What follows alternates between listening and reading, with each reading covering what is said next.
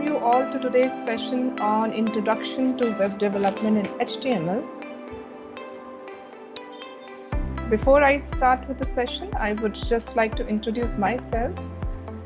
My name is Gunjan Madan, and I'm having more than 13 years of IT industry experience. And from around last 2 years, I have been working as trainer, providing trainings on different technologies.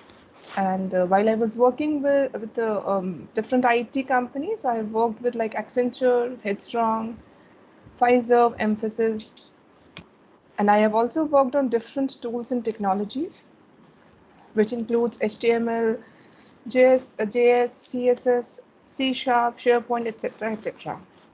All right. So that was all about myself, and now I would like to share the presentation for today. I hope it's visible to all. Yes, Please give. ma'am. Yes, ma'am. Okay, great. Yes, ma'am. Let's have a look at the agenda for today. These are the topics we are going to cover. Like, we will start with how does website work. We will look at the triplet of HTML, CSS, and JavaScript. We'll be looking at the basics of HTML. Then we will go into depth into the HTML structure, tags, and attributes. We will also learn about tables and forms. All right, so next is how does a website work? So the question which generally comes into the mind is, what is a client? What is a server? How does a client interact with the server? So first we need to understand these words. Let's say today I start thinking of developing a website. I write code on my machine. I have written certain code so that I have developed certain web pages which are there on my machine. I can run that perfectly on my machine. However, if I want someone else should also have access to that, that is not possible because that code is lying on my machine, right? Okay, so think about one day you wake up and you just like, it's a common practice. Whenever we are free, we want to access social media website, isn't it? Suppose I just type in facebook.com on my laptop.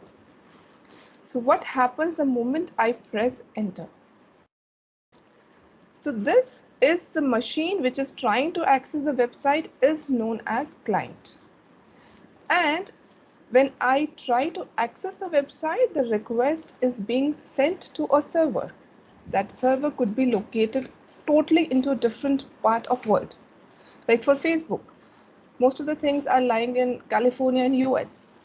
And for other websites, it could be a different thing. So we send a request to that server. And how do we send that request? That request is sent via internet, and we request in the form of HTTP protocol, and we send a request element. Okay, so this request is being sent to the server. Server will do its own validations. It will check if the request is valid or not. So based on the validations which are done on the server will return back a HTTP response. And this response will be containing HTML, JavaScript, and CSS, which will be loaded into the browser of the client machine. Okay, and even in the case, suppose server is not able to validate your request. Maybe somebody is trying to hack your account. Server is not able to validate. In that case, server will return back an error message. And that message will be displayed on the browser on the client machine. So there could be multiple clients trying to access the server. It could be laptop, it could be mobile phone, it could be desktop, tab, etc., etc. We'll try to access the server, and server will return back HTML, CSS, and JavaScript. Okay. Now let's have a look at the definition of client. What is a client? A client is a piece of computer hardware or software that accesses a service made available by a server. So means if I want to access some service, it should be available to me. If there are some restrictions imposed, I cannot access the service. For example, even if on the Facebook, or let's say some websites which are blocked in India, so I cannot access those websites because those are not exposed to me. Okay. Similarly, let's have a look at the definition of server. So server is a piece of computer hardware or software that provides functionality. For the devices, the clients, right? Any doubt so far? No, ma'am. No, ma'am. No, ma'am. Are these definitions clear to everyone? Yes, ma'am. Yes. All right, great. So next we will be looking at this triplet of HTML, CSS, and JavaScript. So these three are the main components when we talk about the front end. Front end means whatever is the look and feel of the website. So HTML is majorly about the document structure and the content. CSS plays an important role in the look and feel. So how the content is being displayed, what is the font size, what is the font color, what is the background color, how do you want to display it, do you need a border? All these things come under CSS. And JavaScript is required for interactivity. Like if you want to perform certain kind of operations, although we also have server-side code, which we'll be learning in the later sessions, but JavaScript is for the client-side interactivity. Let's have a look on this. I have just given a snippet of an HTML page, like which is I have designed this page. It's displaying some kind of a course structure. Like on the left side, you could see the chapter names. When I click on any chapter, the content is displayed on the right side. So here, this content, the all content which is being displayed here is part of HTML. Like you could see the blue color in the header, that's part of CSS. Even when I am highlighting any chapter, dark blue color, again CSS. The green color at the top, CSS. And when I am clicking any chapter, the content is getting changed. It's being handled using JavaScript. If you talk about this HTML page, I have not used any server-side code here. It's only HTML, CSS, and JavaScript. And it solves my purpose. Okay? Any doubts so far? No, ma'am. No, ma'am. No, ma'am. So as I stated, three layers: HTML, CSS, and JS. Content, HTML, presentation in CSS, and the behavior is being controlled by JavaScript. Let's have a look. What is HTML all about? HTML means hypertext markup language. So HTML is not a programming language. As stated here, it's not a programming language. It is a markup language. Means it is only to provide the structure to the website, not doing any kind of a code over there. Okay? And in HTML, we have all these tags. You could see this HTML tag. This is known as opening of a tag. This is the closing of tag. We will learn all of them in detail. So all these tags are part of HTML, and we have nested tags, means one tag inside the other one. We have root tags, then inside that we have certain other tags. Let's have a look at the structure. There are 6 main components of any HTML page. At the top, we have this document type. So the only purpose of this tag is to tell about that what kind of a document are we using. If you are using HTML5, then you just have to type HTML over there.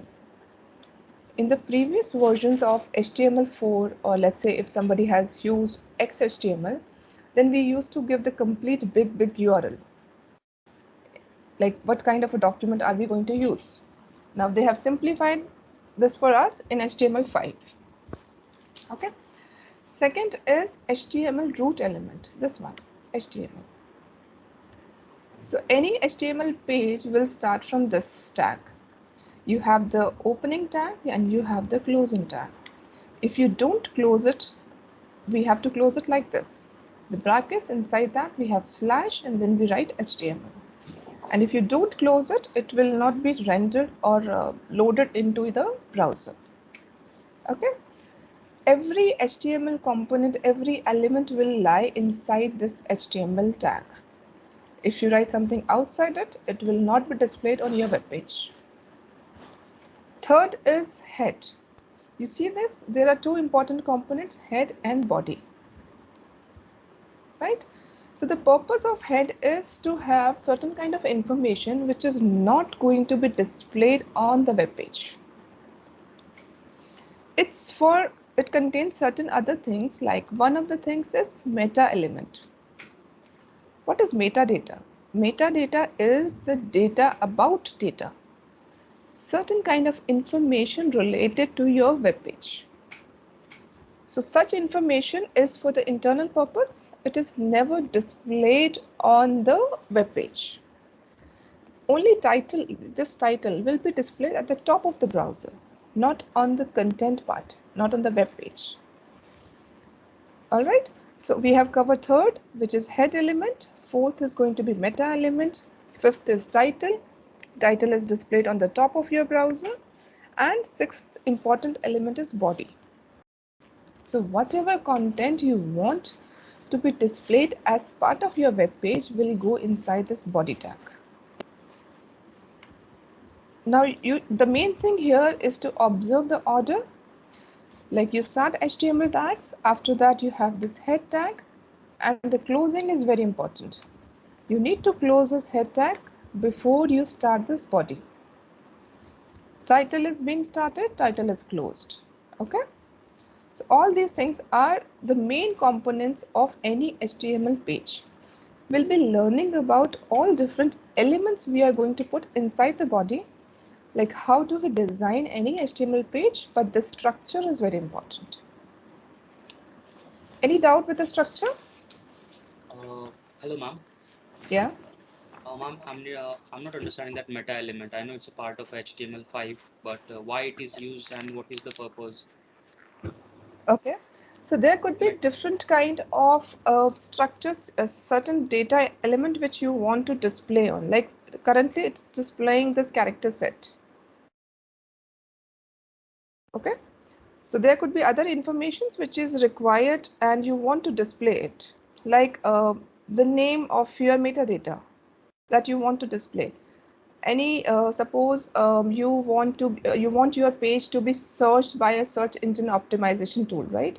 So you need to provide certain keywords that you want the SEO engine to access. So you can give some keywords over there. Like if somebody is searching those keywords in Google or any other engine, so your page is also being searched. So all such information is not part of your web page, but it is very much important. For example, you want to display the name of author. Then also you can use meta element. Does this answer your question? yes, ma'am. And that what is this UTF-8 you have used here, ma'am? Sorry, what is that? UTF-8, meta char set equal to UTF-8. So what is this character set or character type? So this char set is used for the character encoding of the HTML document. There are different values which you could use, but if I go into details of those values, it will all be a different track. So we can, Okay, ma'am. yeah, so it is basically for defining different kind of character encoding you want to do for your HTML. So see, these few things are part of every HTML page, and you hardly make any changes to that. We will discuss that also in the coming slides. Okay. Okay.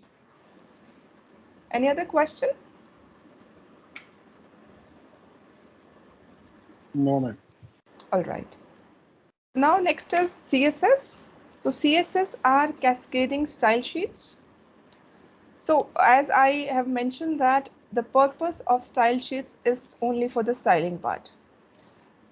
Although we could do the styling inline also, like you could see the image which is being shown here. There is one HTML element and I am applying a style background color yellow. When I run this code, it is turning the background color to yellow. For the another element, I'm setting color to red, so it's changing the font color to red. This is known as inline styling. And why do we need these cascading style sheets? These CSS files are being separated from HTML files. Why? There are certain reasons for it. One reason is that, for example, you have 3 or 4 pages, they require similar kind of a style. Or let's say certain elements are there, you have few buttons and you want similar kind of a style on all of the buttons on different pages. So what you would have to do, you would have to write this style on every page. So rather than that, you can create a separate file, keep your styling information there, and you can just give a link to your CSS file on your HTML page. So it helps in keeping the styling information separate from HTML markup. Okay. So if I talk about styling, there are 3 ways of doing styling. One is inline styling, like any element is shown div here, and if I want to apply font weight bold, right? So this div. So I can directly write style and doing the bold. However, this is not a recommended way of doing it. This is still possible. Let's say you are testing certain things and not finalizing your code or HTML file, then you can do this. This will also work.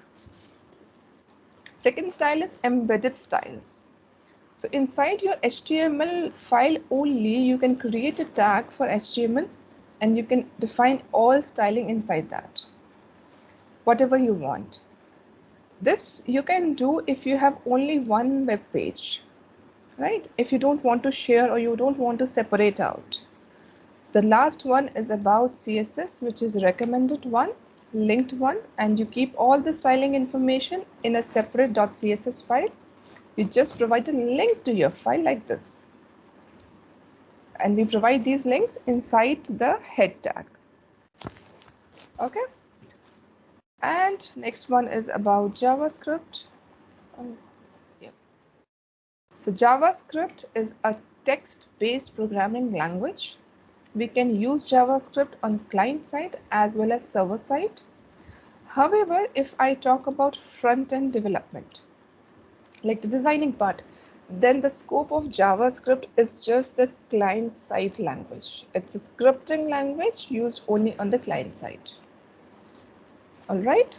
So we'll be learning about CSS, JavaScript in the upcoming sessions. Today we are going to focus only on HTML. All right. So it's just a small example of JS, the role of JS. You all would have seen this kind of a page that you are trying to create a new account. It asks for all the information. Like when I try to access this Gmail, it sends a request to the server. This page is returned back and loaded on my machine.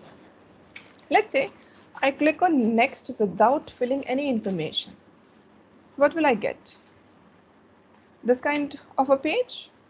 So there are certain validations. So for these validations, it will not be hitting the server again. There are JavaScript validations which are being loaded on the client, on the browser, where this page is being loaded.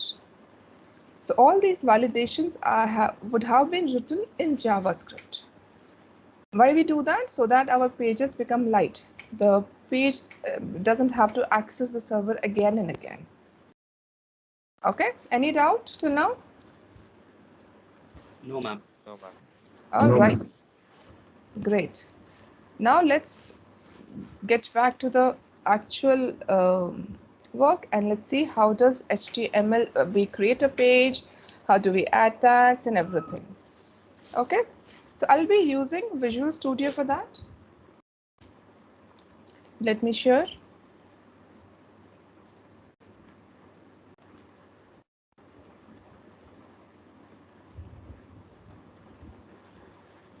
Is this visible to everyone? Yes, ma'am. Yes, Yes, ma'am. ma'am. Yes, ma'am. Okay, first what should I do in this Visual Studio code? I'll be clicking on open folder because I need certain kind of a folder. Let's say HTML, right? Select folder. Trust the authors. Yes, I trust the author. Okay, there is nothing in this folder. It is blank. So I'll be adding a new file here. Let's say I call this home.html. Okay, so this is the HTML file which is being created and it has nothing yet. So there is something known as boilerplate. So what is the purpose of boilerplate is that there is some kind of the code, the sections of code which are being repeated in all kind of HTML files and we hardly make any change to it. Like the head tag, the document type, and creating a basic structure for our HTML file. So how do we do that? I just put the exclamation mark and then I press the tab key. Let me do it again. Let's type exclamation mark and then press a tab key. So it will add all this code for me. It has the HTML tag, the root element, it has head, and inside that you could see there are 3 meta tags. One is character set, so we don't have to change anything here. Okay, title, yes, we can change the title. Let's say I call it my first page. Okay, now we have this body tag. See, all the tags which are there needs to be closed. If you are not closing any tag, it will not be rendered properly when you view this. Okay. Now let's try to add something here. I'll be going through all the elements one by one, but for just to show that how does it work, I'm just trying to add one header tag. I type header and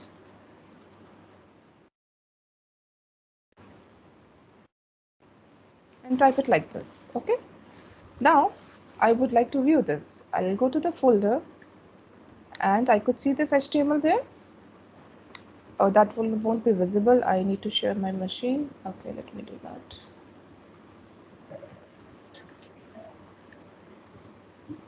Okay.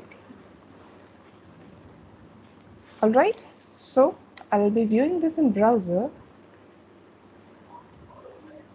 So this is visible to everyone. Hello, everyone. I just added 2 things here. One is this, see, the title, which is being displayed at the top, my first page, right? This is the title I have set here, the title, right? And I just added one header tag, h1, and the value is being set to hello everyone, which is being displayed there. Any doubt so far? No, ma'am. No, ma'am. No, ma'am. Okay. So in HTML or any other programming language, comments play an important role. What are comments? Suppose that there are 2 things we can do with comments in HTML. Once, let's say I am working in a collaborative environment and 2 people are working on the same HTML, or maybe I have written the HTML, somebody else has to use it or makes few the changes. So I need to provide certain comments that are just for the reading purpose and I just don't want them to be displayed on my web page. Let's say about this header. So how do we write comments is this, I start the tag, I put exclamation mark and 2 hyphens. So this is the syntax of writing any comments. First header. Now let's go back to our, if I make any change to the HTML page, I just have to refresh my browser to see the changes. Look, I added the comment, it's not visible here.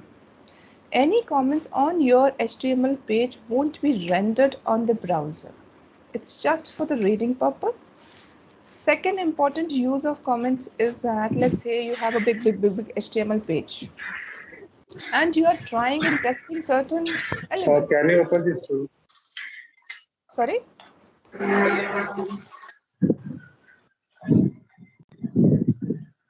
Hello?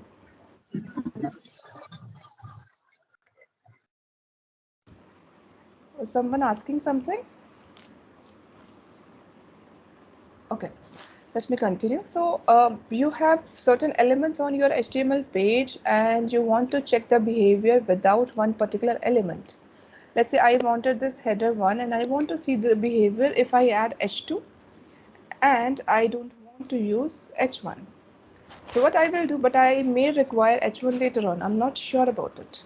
So what I will do, I will just comment this h1 for time being. Maybe I require this later on.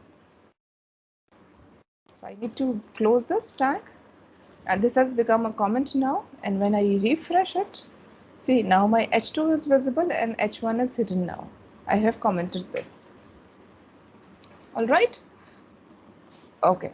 So next let's look at certain kind of elements. So the one which I have just used are known as headers. There are 6 kind of headers you can use on HTML page. Headers are generally for the headings, like you want to have a big heading, a bold one. So we have different headers. So I will try to show all 6 headers here. Let's say I type it header 1 and this is going to be header 2. And we have this h3, header 3,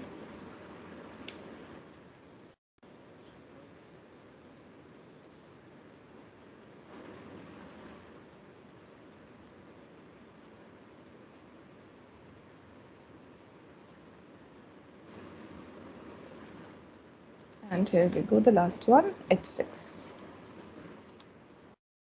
And when I see all of them,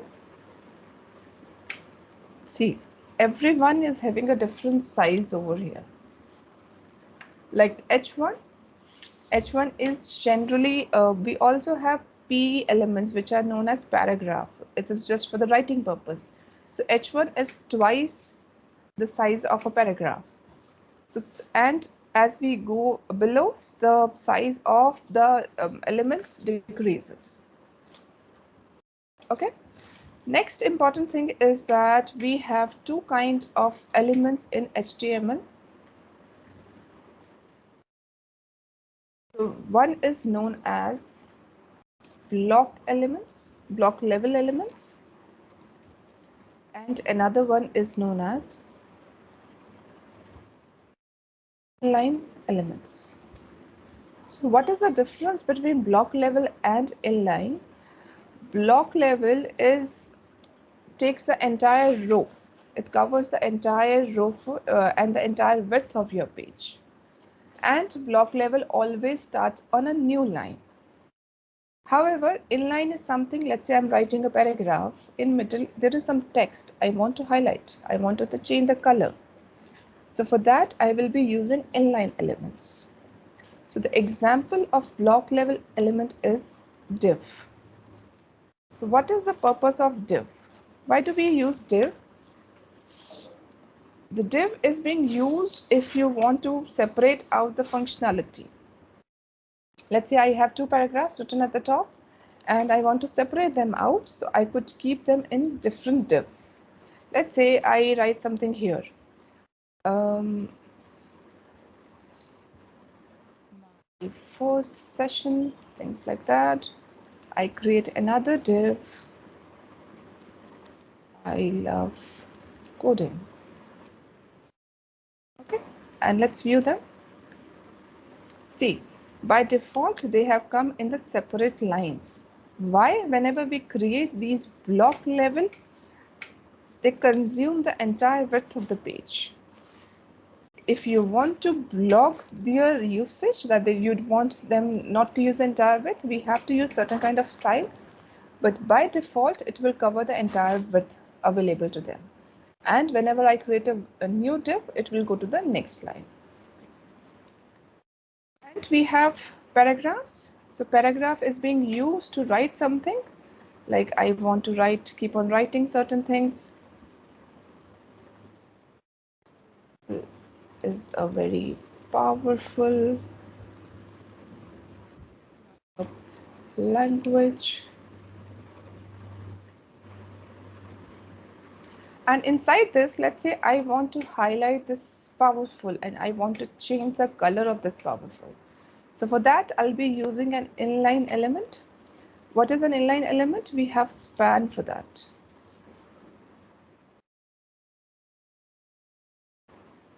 end the span here, and I can give a style here to the span. Let's say I want to change the color to say red. Okay, and let's refresh it. See, the color of powerful is being changed now. So that is the purpose of using inline level elements. Any questions so far? No, ma'am. No, ma'am. No, So all ma'am. these tags are clear? Yes, ma'am. Headers, paragraph, All we clear. have Ma'am, block just one level. question, ma'am. Yeah, The span style is a CSS one. yeah. See, Is it a style, CSS? Because you are style, writing. style is, yes, related to CSS, but span is an HTML element, which is the purpose of using this inline is if you are having a long sentence or a long thing, you want to have something specific in the middle. You want to break up. You want to apply a different style. So you need an element where you can apply the style. Without an element, you cannot apply the style, right? Okay, ma'am. Understood. So for that purpose, we have these inline elements. Okay? Yeah, thank you. All right. So can I remove all these things and I'll be taking to the next HTML element? Let's keep one header and remove this. I can keep it lists.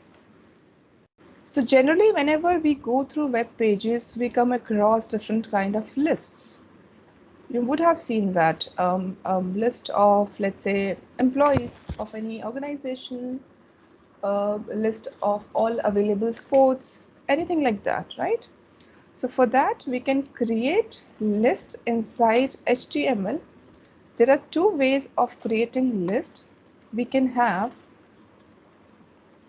ordered list and we can have an ordered list.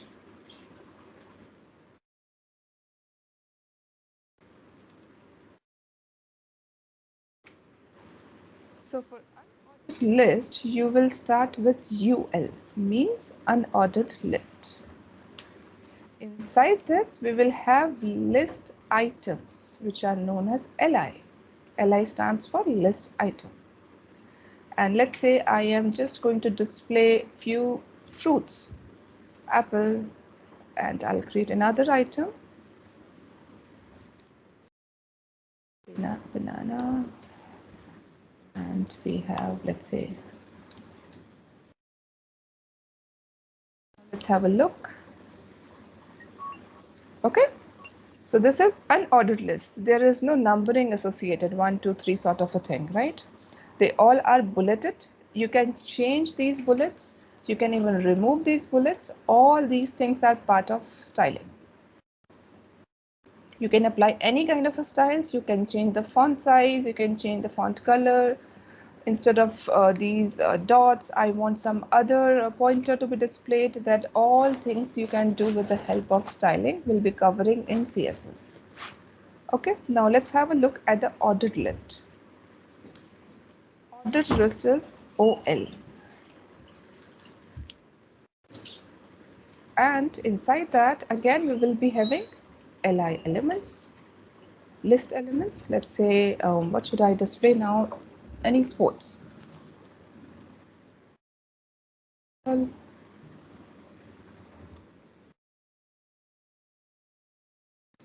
cricket. Let's write javelin. That's hot these days, isn't it? Okay. Let's refresh the page. See here, we have 1, 2, 3. So there is an order to display. If you want no order, you will use UL. If you want an order to be displayed, it is going to be OL. Okay, this is clear? Yes, ma'am. All right. So these were about the L. Yeah. Use of OL and UL is only for the numbering and for that circle one. Generally, it's for the order. If you want to decide the order, let's say I like the curriculum thing, I have shown it to you, and you want to display the chapter names, and that has to be in order, right? So for What that is purpose, the We don't use OL and UL. Sorry, could you come again? What if we doesn't use OL and UL tag? So you cannot use li without that. There are other ways of doing it. People even use div elements and they give the style to it. They use different divs, and by using different style sheets you can even make it look like a list. That is also possible. HTML is all about how much you play with it.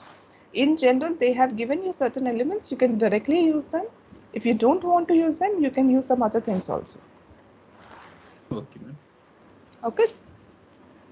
So these were about elements. Next thing is about HTML attributes. So elements are having certain attributes associated with them, like a value, name, ID, class, things like that. So those properties are known as attributes. I'll take an example. You all would have seen links on the web pages. So for that we have anchor element, that is known as A. Right? A is for providing any link. Let's say I give this link a name, click me. Okay. And I want that when I click on this, it should be directed to some URL. Let's say for now I say that examples.com. Okay. So this href is providing the link, and this is known as one of the attributes. There are so many attributes with different elements. It is one of the examples. Let's see there. This click me is coming now. I click on this. See, it has redirected me to this examples.com. Whatever link I give there, it will redirect. Okay. I can give an ID to it. Let's say I call it anchor 1, or maybe something related to click me or anything like that. So this ID is again an attribute. For your styling things, we need classes when we apply CSS. So this is again an attribute. You provide the value of class here, and same class you have to write in your style sheet. So the styling will be applied. Again, this will be covered in CSS. Okay. More attributes, we could see that if I want to insert an image. So we have img element for that. I need to close this. Another way of closing is that you just put the slash and then close the bracket. Okay. And image, if I want to display an image, I need a source for it. So for source, we have this src. And I have to just provide a link here.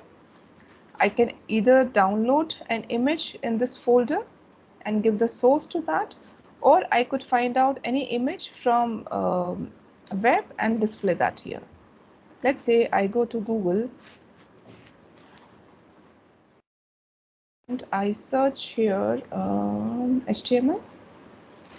I go to images, maybe some image I want to display. What is HTML, right? I can get the link here, copy link address, and I can provide the source here. Oh, that will not be downloaded for sure. We generally don't do this. What we do is that I download any image here. Okay, let me try to add.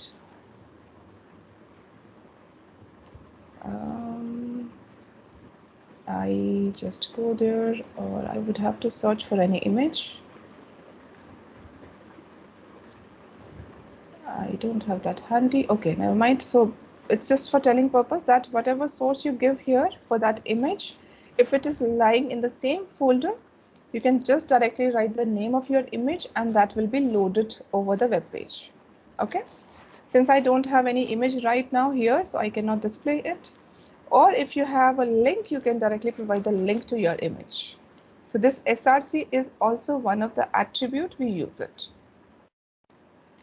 All right, this is clear. Any doubts? No, ma'am. No, ma'am. All right. Ma'am. Okay, great. So like this, we have used anchor. Hello. We have used. Hello. Yeah. I have one doubt. What is the difference between ID and the class? See, ID is generally associated, you give a unique ID to any control, right? Generally, we use IDs and classes when you are writing JavaScript code. So class is the purpose of first purpose of class is to apply any kind of a styling to your element. And ID is for accessing the control when you write JavaScript. Ma'am, Okay. I have one query. Using ID also we can Yes. modify changes in the CSS. Yes, but ID has to be unique. Class can be repetitive. Let's say I have 4 controls and I can want to apply the same class to all of them. I can do that, but ID has to be unique. I cannot have the ID being repeated to different controls, right? Ma'am, we can use ID to referring part also, no, ma'am, in a bookmarks. Yes. Yeah. Yes, we can do that. All right, any other questions? No, ma'am. All right, so I have covered few elements here like header tags, paragraph, ordered list, unordered list, divs and spans. We have used anchor tag, we have used image, although I don't have any image handy with me right now. We have looked at certain kind of attributes. If you want to see all of the attributes, like list of all available attributes, you can go to MDN page and have a look over there. So it will have all the list, the entire list of tags as well as the entire list of attributes. Okay. So next thing what we are going to learn is about HTML tables. So what is the purpose of any table? If you want to display the information in a tabular form, right? Let's say you want to, your page should display a list of all employees in any organization. So what is employee ID? What is the designation, right? Or if I talk about a library, an online library, it want to list down all the available books, right? Let's say if you go to a training page, it is displaying list of all trainings for you, right? Any kind of a tabular structure, we can create a table inside our HTML page. And how do we do that? We have table element for that. I'll change the comment to, let's say, tables. So we have table. Okay. I started the tag and the closing of the tag. So inside the table element, we have 3 important things: the header, head, we have the body of the table, and we have the footer.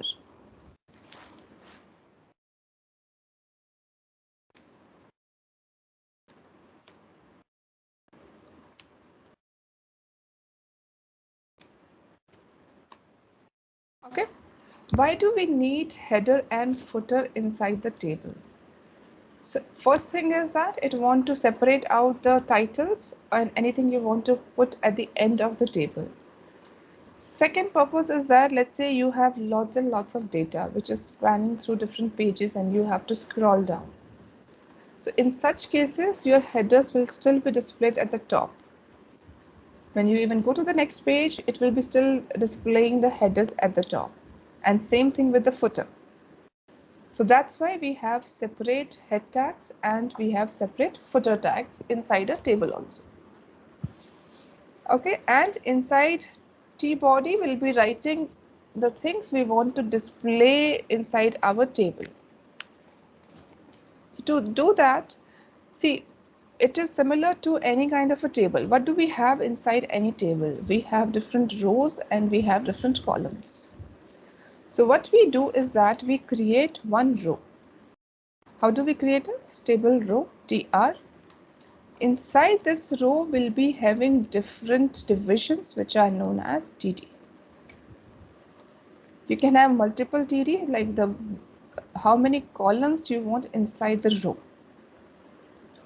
Also, what we have to be careful is that let's say there are 4 rows in your T-body. So all the rows should have the same number of TDs. Okay, let's do some coding here. And inside T header, we can have H tags. So that will display your code as a header. Let's say I am displaying employee ID is one of the header I want. I want designation. First, let's display name. And then I want to display designation. And let's say phone number. Right. So let's say I have 4 employees whose data I want to display. So I'll be having, since there are 4 headers, I'll be using 4 columns here. Okay, so let's say employee ID is 1234. Name is, I'll type in my name, Gunjan. I'm a trainer. My phone number, something, something, something. Okay, let's see how does it display.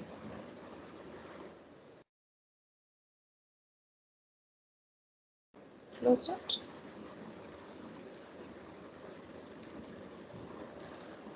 Okay, as of now, it is coming in a very simple way. It is simply displaying header as a bold one and the values as a plain text. Whatever styles you want to apply, we will do using styling. So like here, if I want to simply for the th part, if I want to do something, again, I'll have to go into the details of styling. We'll be learning that as a part of CSS. And now I want to add more employees.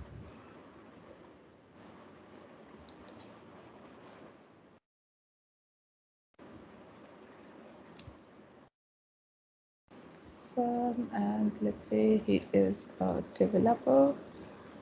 Number is something, something. Refresh it and see the values are being displayed. Okay. Any doubt in this one? No, ma'am. Okay, if I'm not going much into details of styles, but a basic thing I want to apply, let's say I want to have a kind of a border to my entire table of, let's say, 2 pixels. I can write that here and refresh it. Oh, it's not displaying because we have not set the width.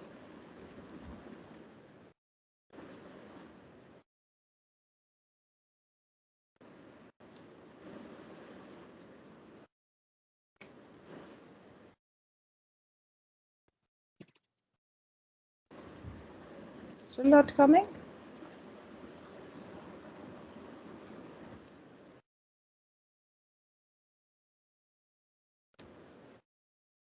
So all these, when you type something, whatever properties you want to use, all these are being displayed here. Ma'am, we can use HTML border also, like table border also directly for now. Yes, yes, you can do that.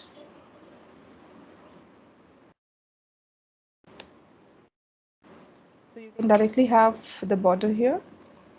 And let's say I set it to 2 pixels. Okay.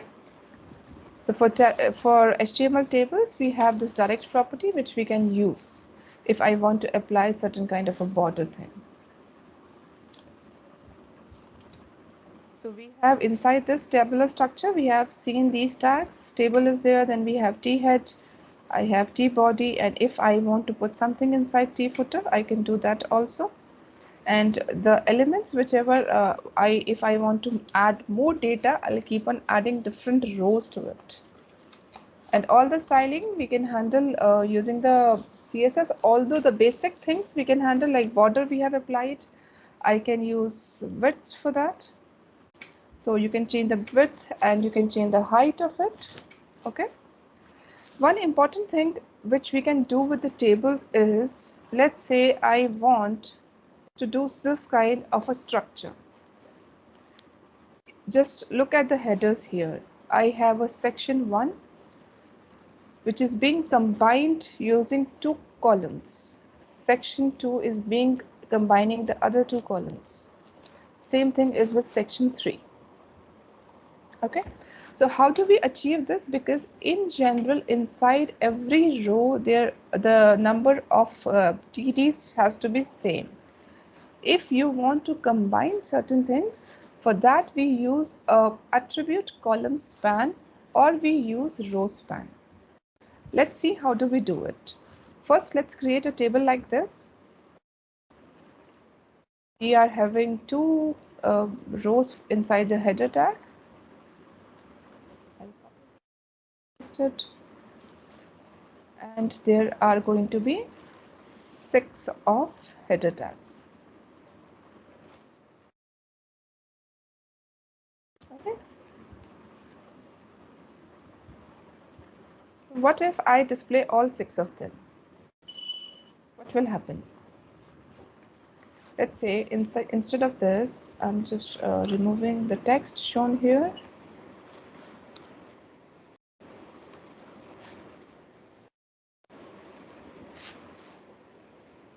And I want to display section 1. Let's I leave second blank and then I have section 2, another blank, and I display section 3, right? First one is about girls, then we have boys, again girls, boys, right? This kind of a tabular structure we want.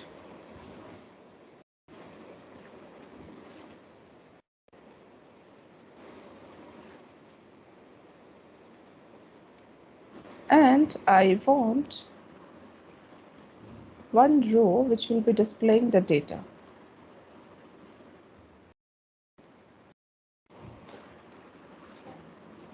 I'll be needing 6 TDs.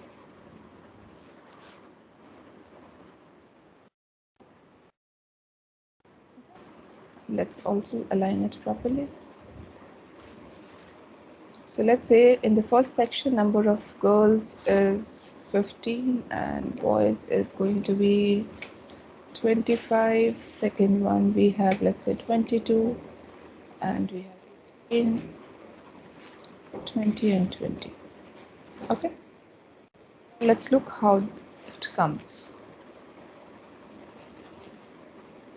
All right, but what I want to merge the first and the second cell at the top, and section 1 should come all together.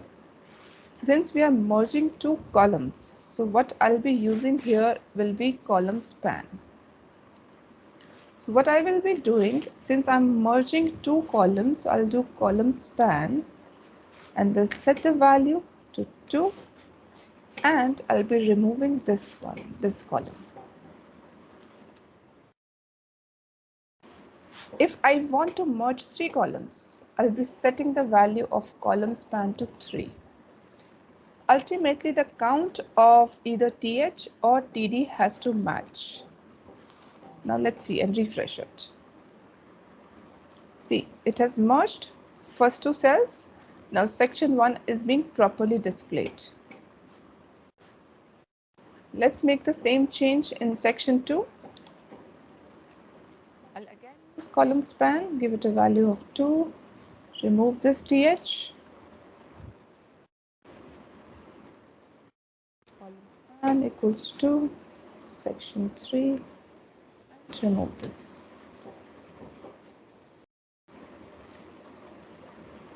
Okay, now it's coming properly. For section 1, it is being combining 2 cells at the top, then section 2 and then section 3. So that is the purpose of having a column span.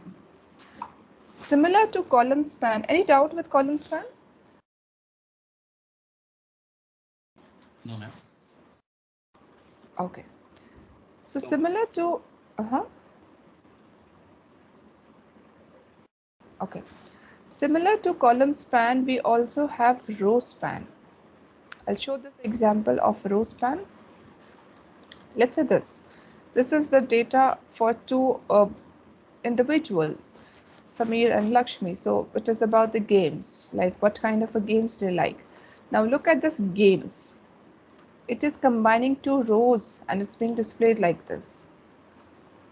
Nowhere we are combining columns, we are just combining, although we can combine rows and columns in the same table, that is also possible. But in this example, we are combining rows instead of columns. How do we do that? Instead of col span, we'll be using row span. Let's see how do we do it.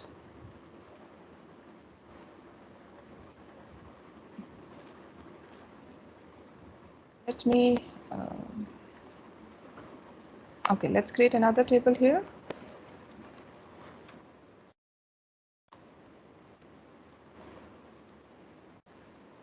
And we have T head. We'll be having the body part and the footer part.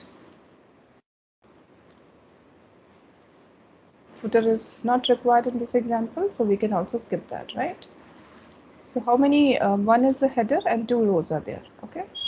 So inside header, we have a TR, and inside this TR, we have 4th. Last two, let's display the name of any two people. Let's say I say Viraj, and this second is Simon. Okay. Inside the body, now I'm going to have two rows, TR, and another row, TR. Okay. Right. So inside that, again, we'll be having TH.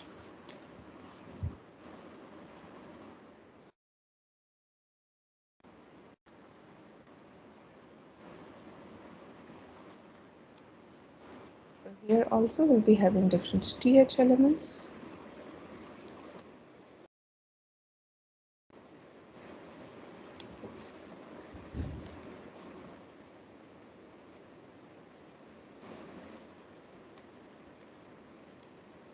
Okay.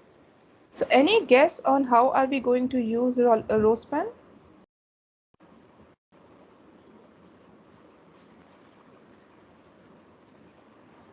The way we have used the col span? Anyone would like to say something? No, ma'am. No response? So what do we want in a row span is that we want to combine two rows, right? The same thing will be applying on the TDs, but where do we have to apply? That's what we have to see.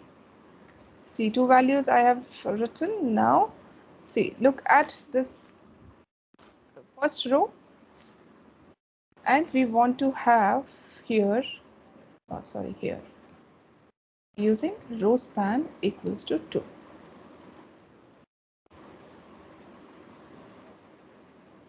All right.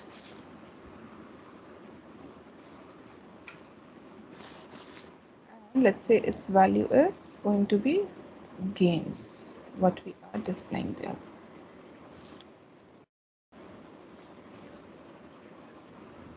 Now what about the next one? I want to display indoor. Here I want to display outdoor.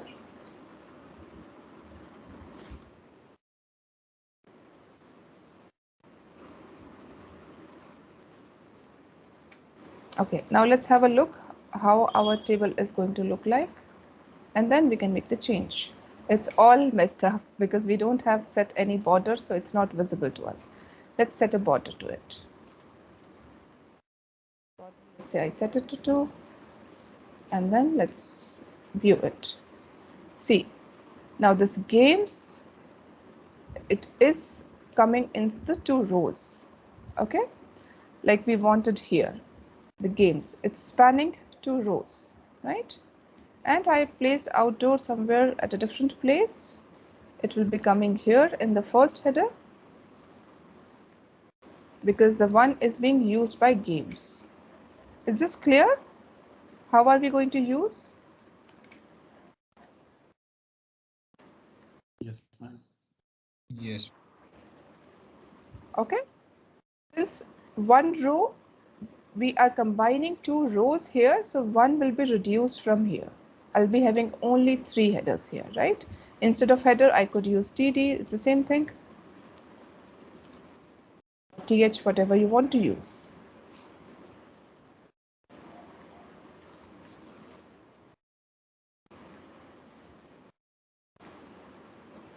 So the concept of row span and column span, is that clear?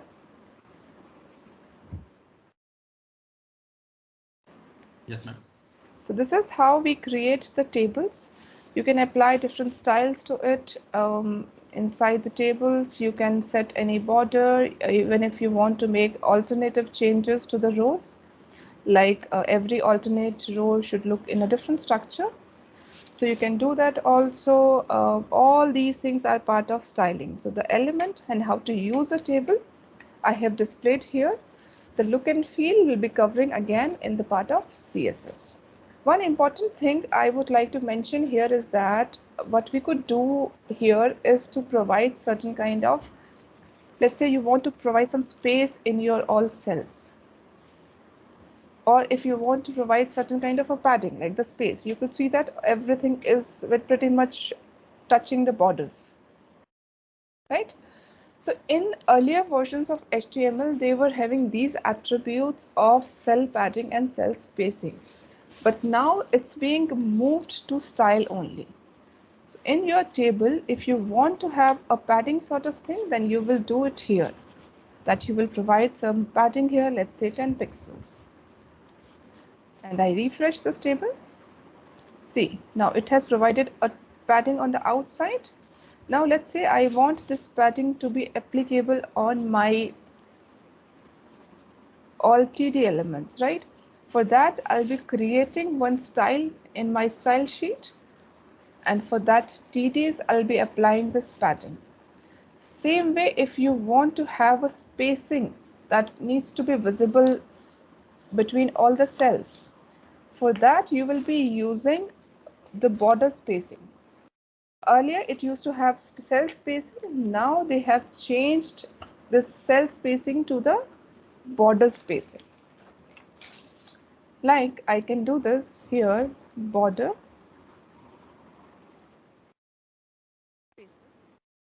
Let's say I give it 5 pixels, and whenever we use this border spacing, along with that we have to use another property which is known as border collapse, and we have to set it to separate.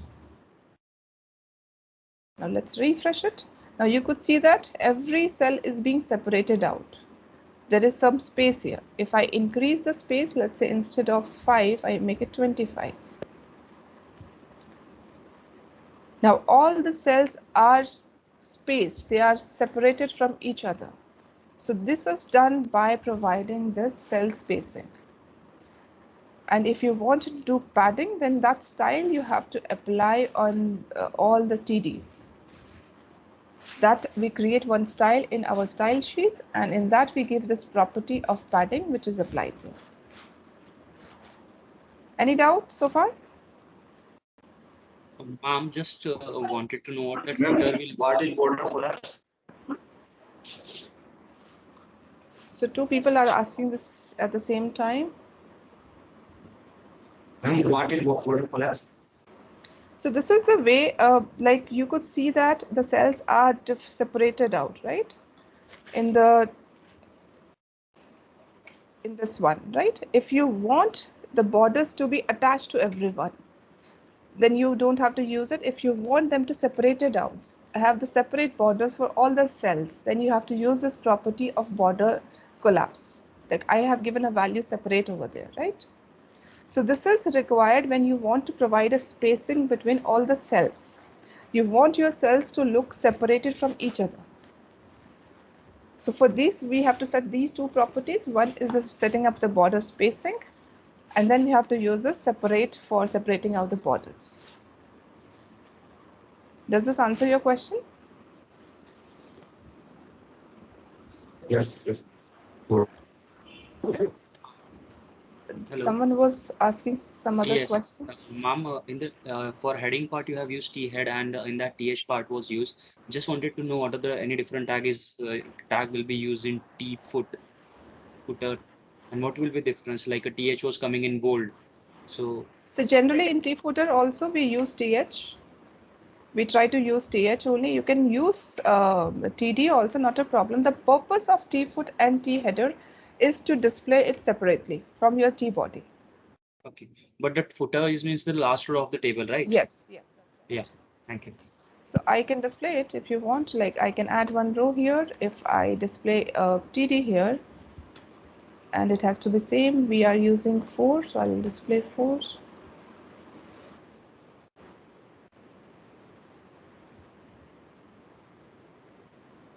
I write certain things here. Okay, total. Generally, see footer I use for displaying the total information, right? Let me remove this spacing and let me refresh it. See, this total is coming. If I may change it to TH, if I want to display it in bold, or there is a styling. See, why do we use TH and TD separately? When you apply the styles, then you keep certain similar styles for TH, and TD is applied a different class, right? So if you want your footer to look similar to your header, so we'll be using TH in that case. Okay, understood now. Thank you. Generally, the purpose of T-footer is to just provide the summary. Let's say you are having some numerical data which is being displayed and you want to show up the total sum. So for that purpose, we use T-footers. Okay. Any other question for tables?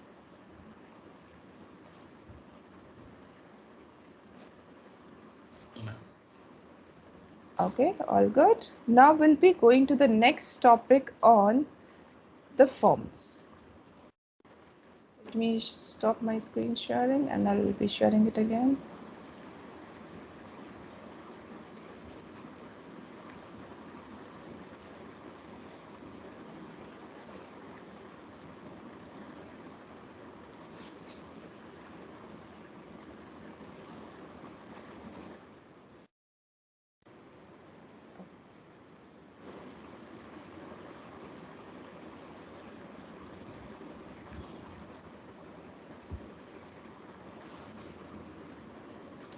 So what are HTML forms and why do we use it?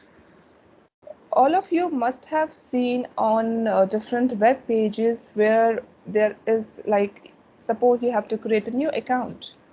It asks for certain information from you, like you have to provide username, you have to set a password, you have to tell a phone number, city, etc., etc. So whenever you are collecting some information from user and you want to submit that information, for such a purpose we use HTML forms. Why we use forms? It's a separate element given by HTML which has certain kind of inbuilt functionality for us. Like if I have to submit the information, it's pretty easy if we use forms. We could do this with the normal controls. I could use the normal text boxes, normal buttons for that. However, it is easy if we use the forms. So this is how the tag form looks like. You start using this form, you close it, and inside this form you will place all the elements you want to place on a form.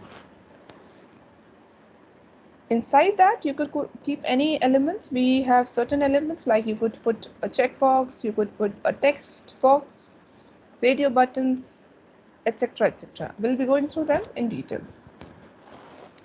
This is a small example, like you have a web page and you're trying to create an account. It will ask for your name, username, email address, and you can choose a password.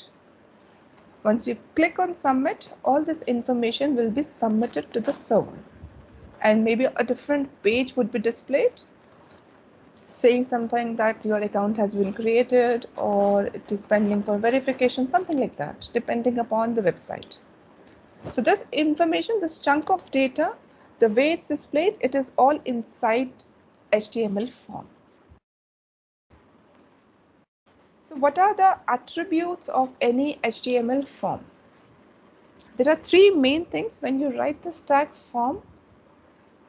We have action, we have method, we have name. Action is something when you click on the submit button. We have a specific type of element inside a form which is known as submit. When you click on that, what do you want to do? Like in this case, if I click on that submit, I want to send a mail at this email ID. In general cases, what happens is that you want to redirect to another HTML page.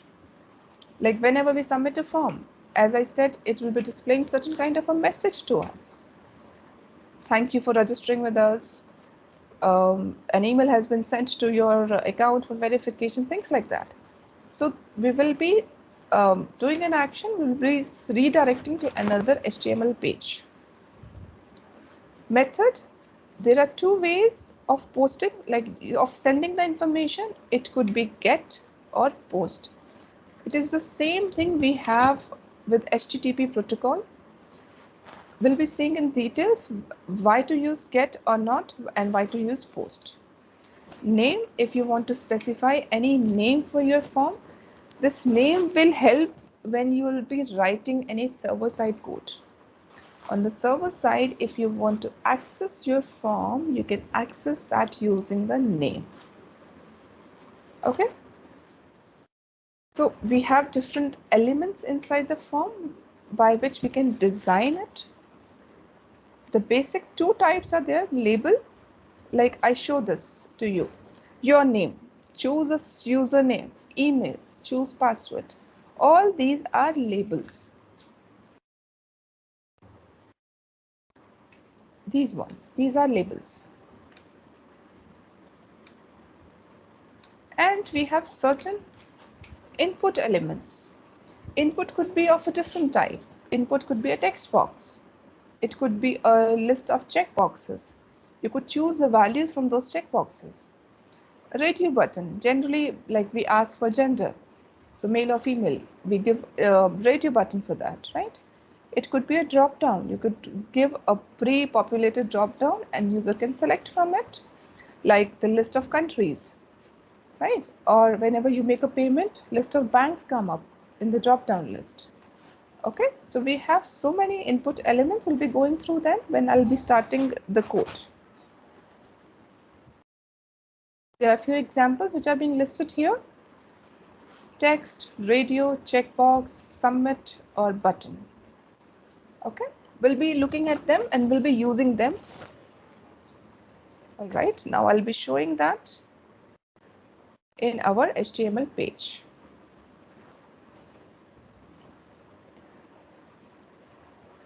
Let me share back again. Yeah, is this visible back to everyone? Yes, Yes, ma'am. All right.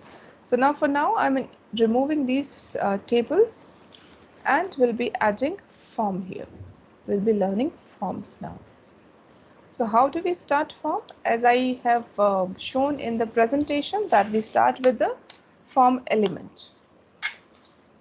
I start writing form. I give a name to it. Let's say submit information. Something like this. So we'll be having some action to it and we'll be having a method to it. We'll be looking how do we do that. Let's say I want to design a form where I have simple 2-3 things. Like I want to take a name from the user. I want to take an email ID.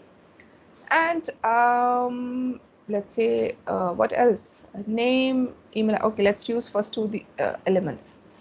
If I want to display name, what I'll be using? I'll be using label for it. And in the label, like I have shown you in HTML elements, we have ID. When we talk about form, in that label we have for. And inside for, we'll be using the same ID as we'll be using for the control that is linked to that label. Let's say if I am putting one input control, right, and I give a type, let's say it is going to be text. I want to take a text inside that, and ID is going to be, I want, let's say, employee name. And to close it, I can also put a slash here and it will be closed. So this for will have the same ID. I'll give emp name. Okay. Inside this label, let's say display employee. All right, let's view it. How does it come? We could see one label, we could see one input box, text box, right? So I have used input. In the type, I have given text. I have given an ID, which is employee name. Why do we need ID? When you use forms and you're submitting the data, it's not necessary that we will be only handling on the client side. We may require to have certain code written on the server side. For example, Gmail. I am trying to access Gmail. I provide username and password. If those details are not stored in a cookie on my machine, this request will go to the server, right? We need a code written on the server.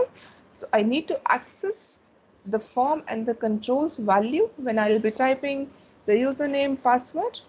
Those values needs to be accessed on the server side. For those things, we need IDs. Okay, now let's say I add one more field here for email address.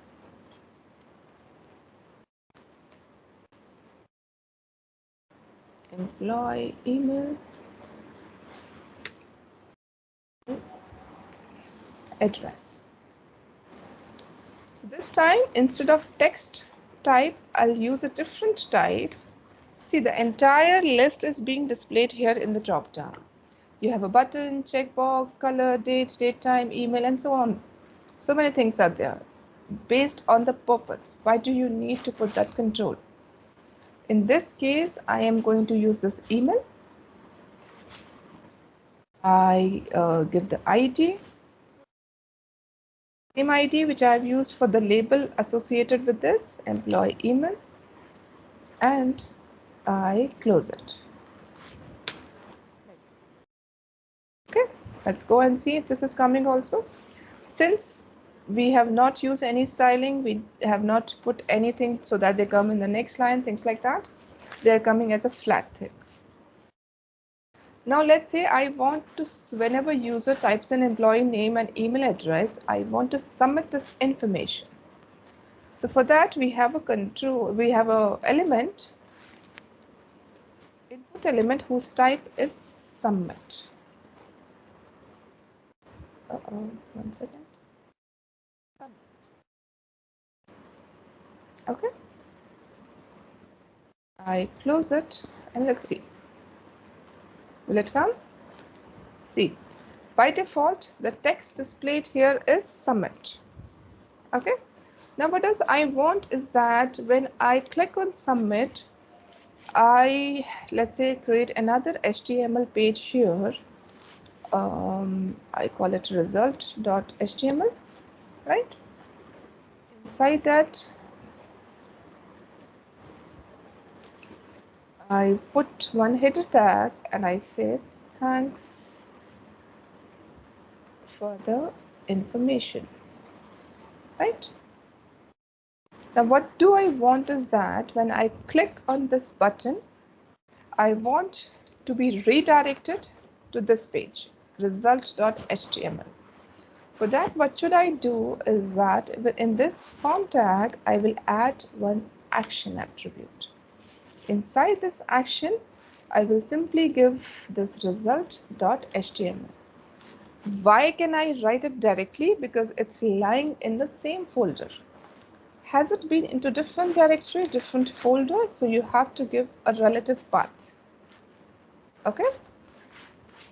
Second, other attribute here is going to be method. There are two types of method, get and post. Let's try to use both of them. I give it get, okay. Now let's see what happens. I click on refresh, I write employee ID something something. Now see, I have given this email address as a type email in my code. See here. Okay. So when you give this type as email, it shows a normal text box, just that it has a check that you have to use at the rate sign. If I try to write something and I try to submit, it will not allow me. Please include an at the rate sign in the email address. So the moment I put email address and give something, I click on submit. See here, it has redirected me to this HTML page. Okay. The difference why we use get and post is that get will show you the information which you are passing in your URL. If you want to hide that information, we use post. It will normally show your URL, nothing else.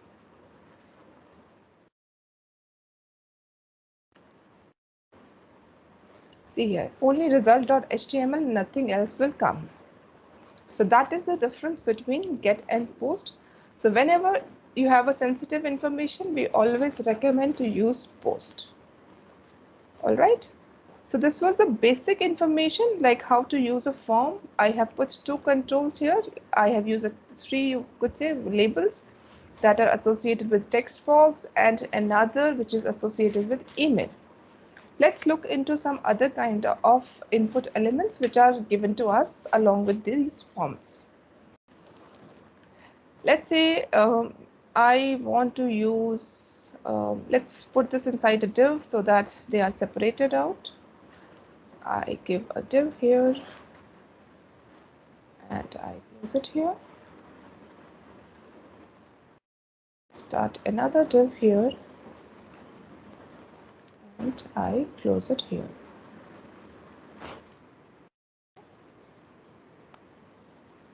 Now I want to use a drop-down list. I give label for it, like what is the purpose for it. Drop-down list, let's say I'm displaying some countries. ID I have given to it and I use here countries, let's keep C capital. All right, so this time input I am going to use the type will be, what should be the type of this one? Do you want a radio button to be displayed or you want to be display a list of this? Let's display List. a radio, sorry? We can display list also, no? So we user will select from it. What kind of a list you want to create? For countries, the list of the countries. Then, if you want For to that, you have a separate element also that is known as select. Okay. So where we'll be displaying all the options and user can select from it. That's not part of input. We have a separate element select. Let's now use radio. In the next one, I'll be using select. Okay. Suppose this is going to be radio and you want to display a radio button and the ID is going to be the same thing. I'll be giving countries here. Let's close this input.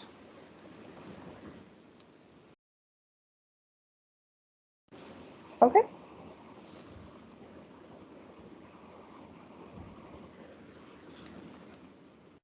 So since we have not associated any value here, what kind of a radio button it will be displaying, we need to display that what kind of the value you are displaying in this radio type of a control, right? Let's see how does it come now if I don't give anything. Okay. See, it is just displaying these countries. So if I want multiple values, let's say I list out, okay, instead of countries, since it's a radio button, let's use gender information, okay? And it's for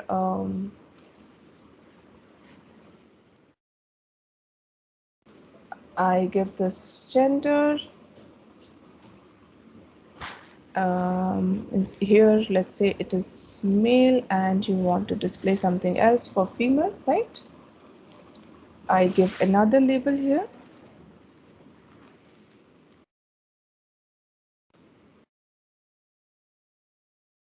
And let's say this is going to be male. I change the ID here to male.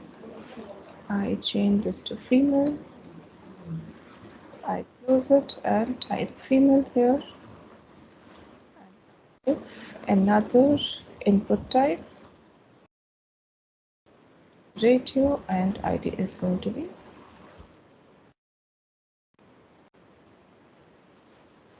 female. Okay. See, now we have two radio buttons, right? Now let's talk about the drop-down list, which we were talking about. I want to use another element for that, which is select. I give a select, and let's say I give a name to it, but I am choosing countries, right?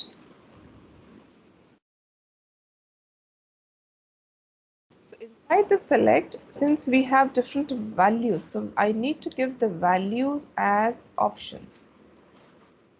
What all options you want to give? So like name, we also have a value attribute associated with them.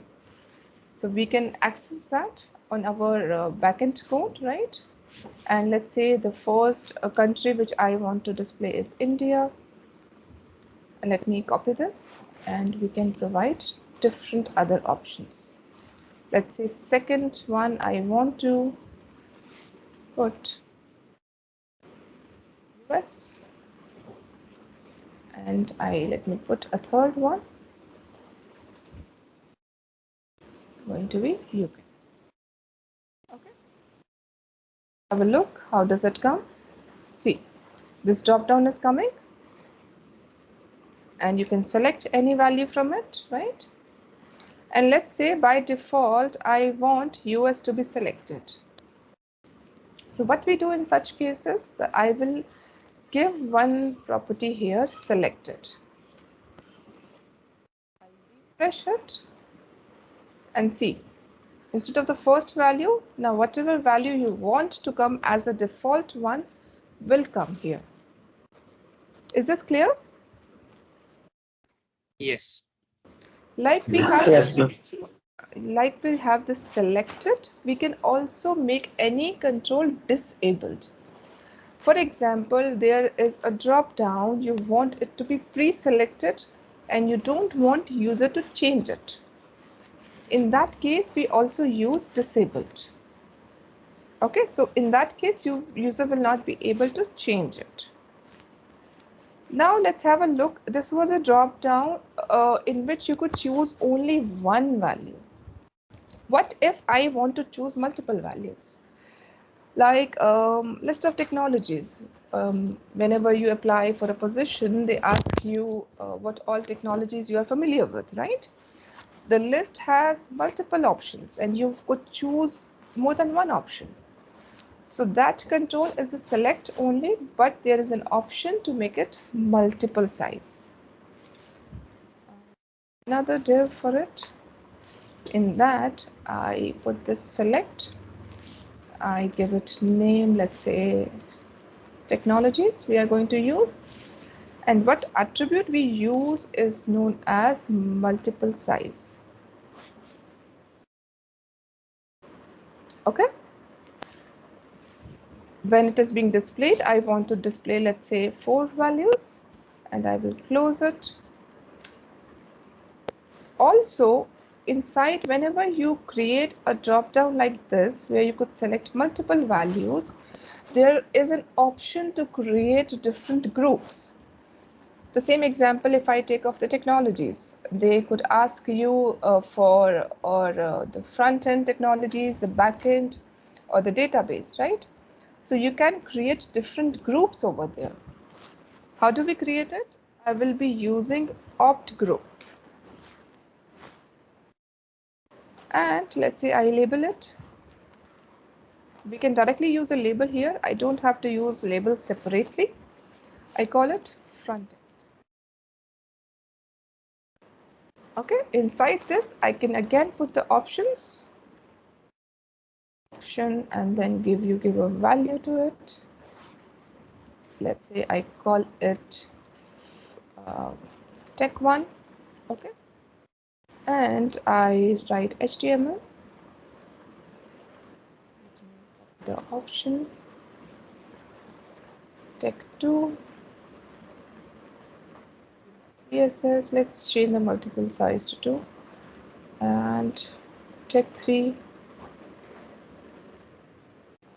change it to JavaScript. Okay, I create another group for databases. I call it database.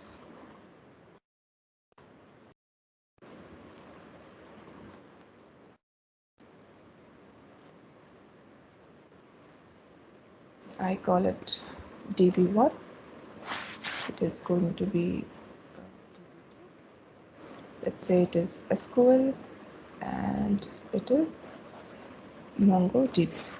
Okay, let's have a look. How does it come? See, since I have set this to 2 size, 2 of the values are displayed, and if you scroll down, all those values are coming. You could select the multiple values. Okay, all these will be coming when you access the values on your server side. This is how you can give a multi-select drop-down. Let's say in this, maybe depending upon the user who is logging in, you want to hide or disable certain things that the person cannot select or select it. So what you will do in that case, you will just disable it. Like DB, I don't want MongoDB to be visible to that person. He should not be able to choose it. I'll disable it. And look, the person I am clicking on it, person cannot select this MongoDB. Anything you can disable using this disabled property. Okay, any doubts with this one?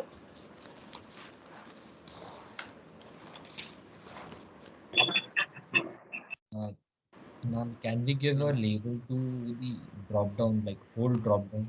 Your voice is very low. Can you be a little louder? Hello? Yeah. Yeah. So can we give a label to the whole drop down? Yes, you can add a label and give the same ID to it. So it will be displayed on the screen, right? Yes, it will be displayed on the screen. Like I want to, in the first one where you are displaying the countries, I want to display a label, right? Before it, I'll simply use the label control over there and I'll say list of countries. Okay, let's go there. See this list of countries. Let me put this also inside div. Next line.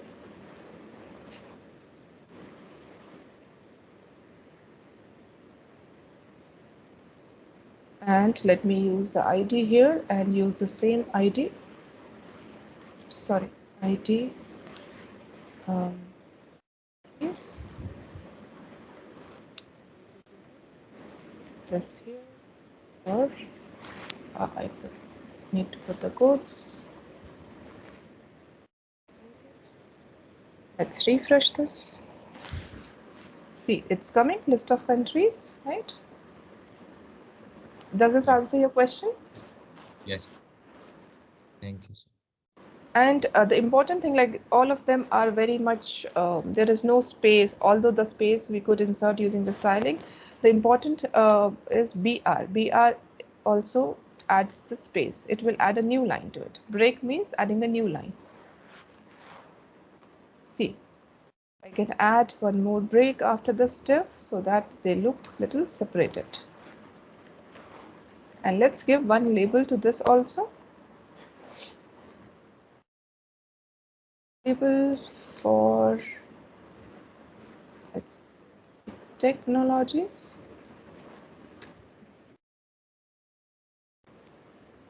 Choose.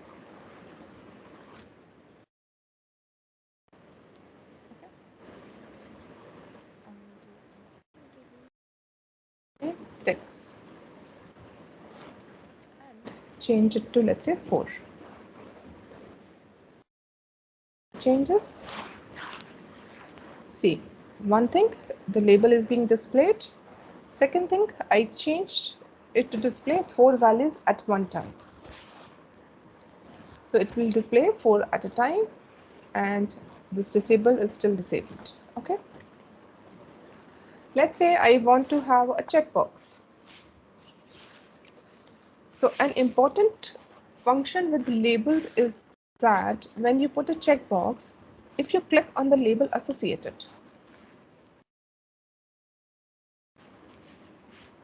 let me show it to you, and I call it check.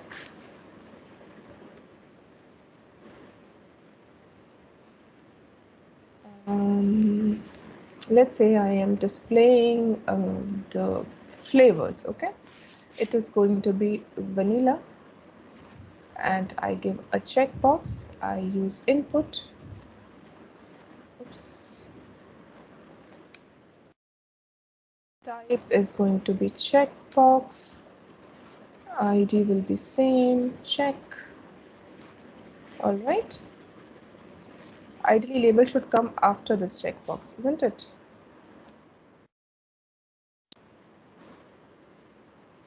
Okay, now let's see this. See, now if I click on this vanilla, I'm not clicking on the checkbox. I'm just clicking on the label. Since this label is associated with the checkbox, it will check or uncheck the checkbox. Okay, this is how we add the checkbox. So few other types of input which are being used are, let's say I want to add one for password, and where I was using email address. After this, let me try to give some break, and I add new div. Inside this, I want to give one input box for passwords. So what is different with passwords? I don't want that to be shown as a text.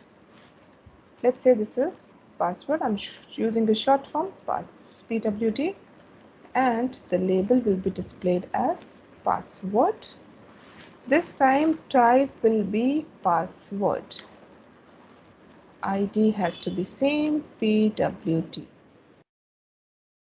Now let's look at the change. See, here if I type something, it's not shown.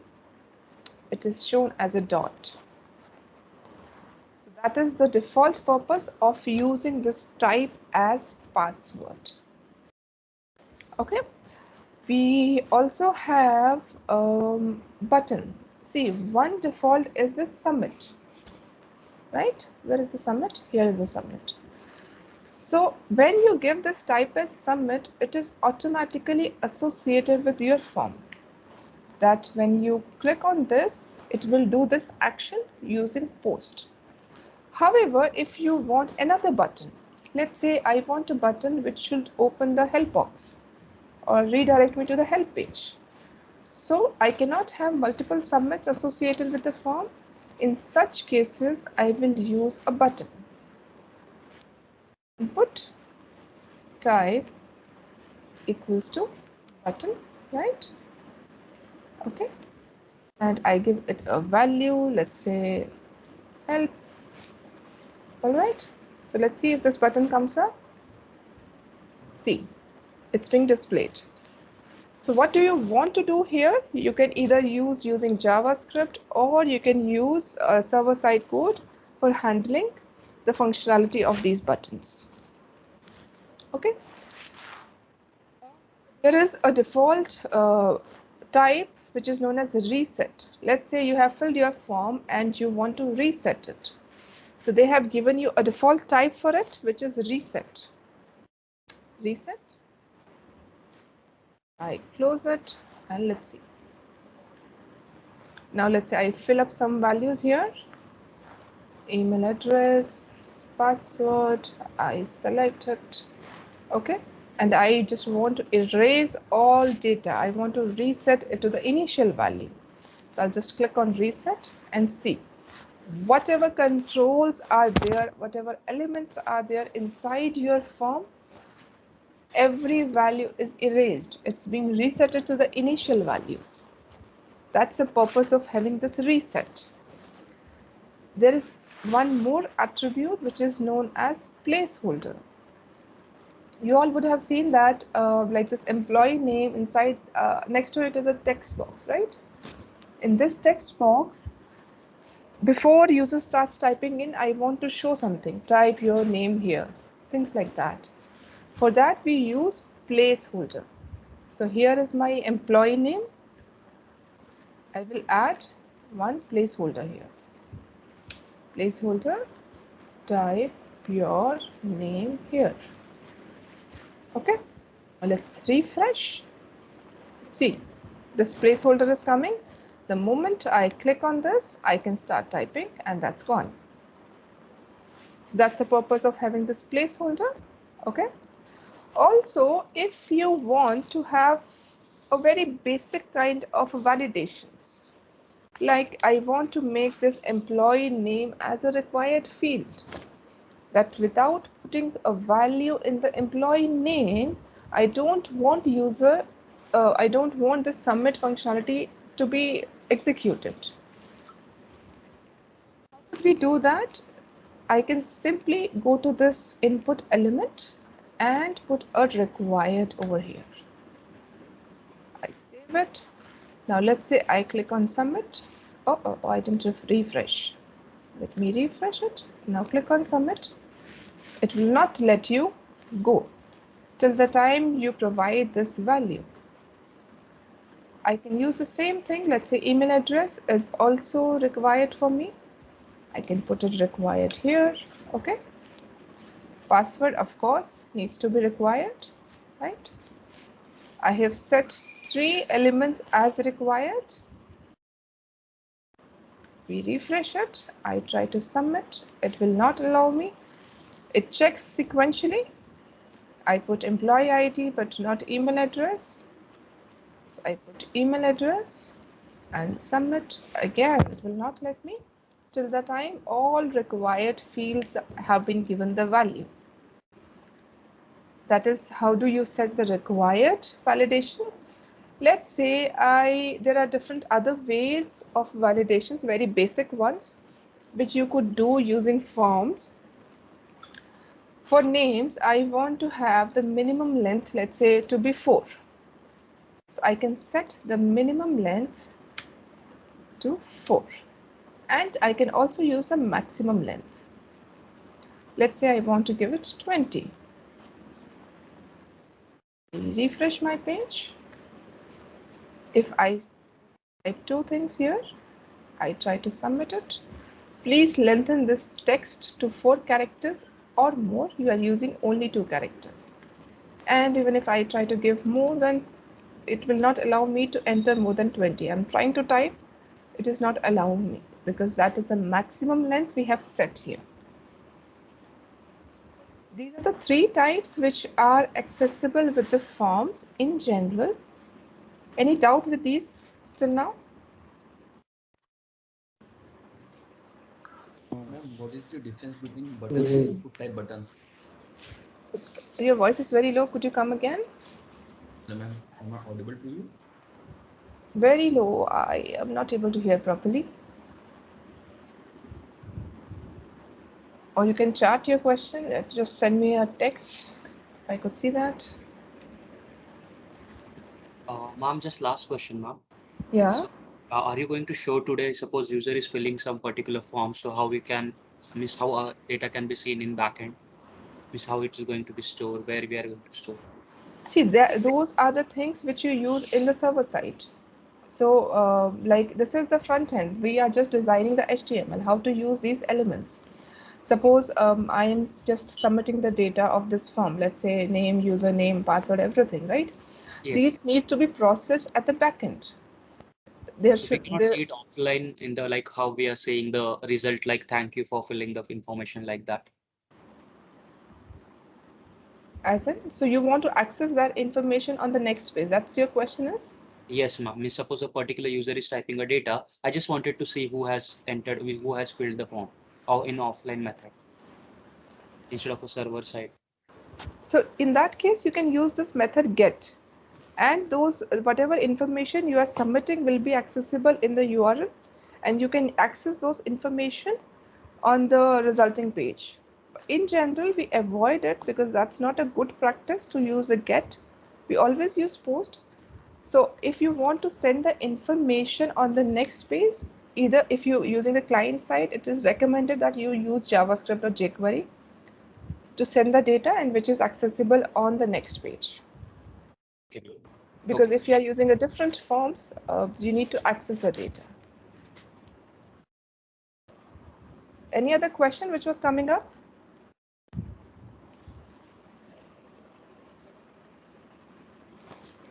Somebody was asking and the volume was very low. I couldn't hear it. Ma'am, he has texted in the chat box. Okay, I have to see that. 1 second.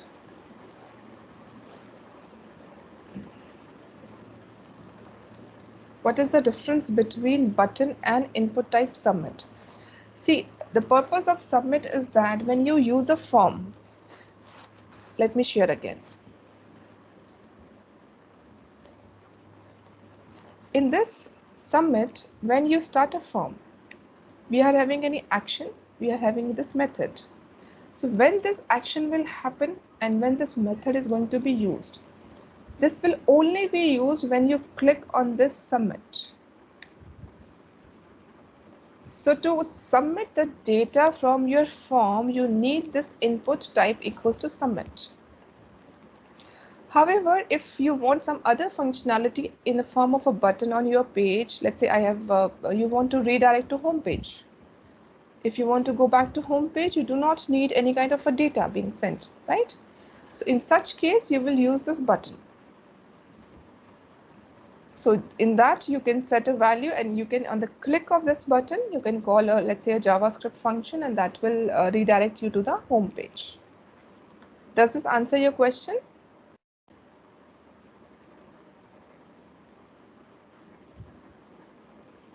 Avdesh, that answer your question? Yes, ma'am. All right. So I was explaining about the validations. 3 ways I have told today, like one is required, minimum length and maximum length. One more way which you could do on the form is setting the regular expressions. Though that is not recommended, but this is one of the way which is given along with the HTML forms. Okay. Other than these validations, these basic types, if you want any other validations to be done on your page, so it is recommended that you use JavaScript for it. And inside JavaScript, you can write uh, all kind of a functionality for any kind of a validations you want to do. And there could be certain validations which needs to be performed on the server side. Though there are few of them, but yes, at times we have to write them. So we do at the server side, we send back the messages. Those messages are being displayed properly on our HTML page. Okay. Any question related to that? Hello. Yeah. No, ma'am. As Neeraj said, hello, ma'am. Again, your voice is very low. And as Neeraj said, hello, how to retrieve the information, whatever the given in this form, how to retrieve to another page, ma'am. How can we retrieve whatever the information we have given, ma'am? So if you are posting that information, so by using that form ID, whatever values you are passing, so using the ID, you can access the value of those controls. That's again the part of server-side control, server-side coding. Without server-side coding, it is not possible, ma'am. Your voice is very, very low. Could you please be a little louder?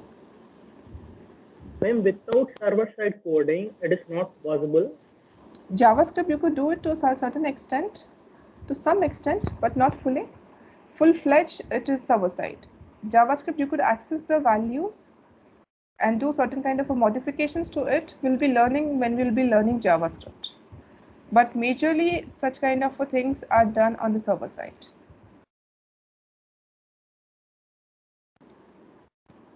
Just like how you have given a response page, Naman.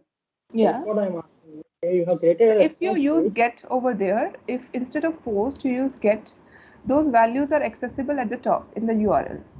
Whatever values you are passing, those values are assigned and will be accessible. You can try at home. When you change it to get, you pass the values, those values are accessible in the URL at the top. Though that is not a recommended way because it's being exposed to everyone. Everyone can read those values, right? Which is something we don't want. So for such cases, we use post. Okay. All right, so this is it for today's session. Any more questions? Anything you want to ask?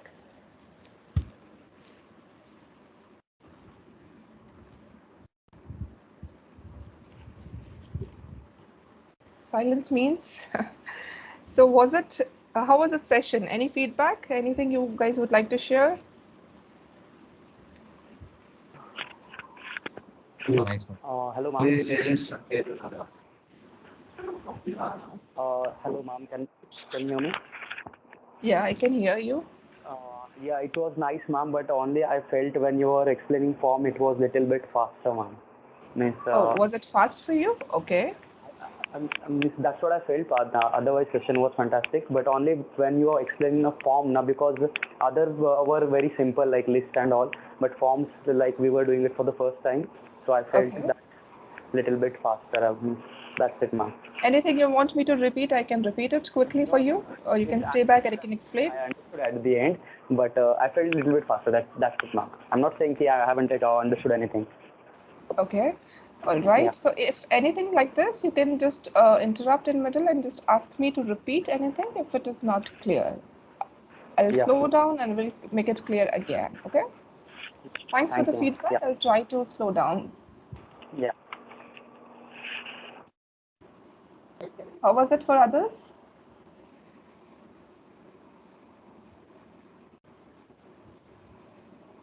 Good, ma'am. All right. So any questions, you can redirect. Any doubts, you can redirect. I would love to help you if you can practice all these things at home. If doubts, so we are here to work on your doubts and queries. Thank you everyone for your time.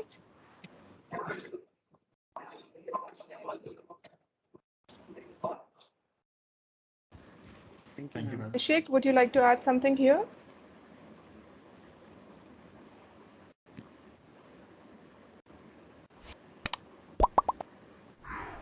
Hello.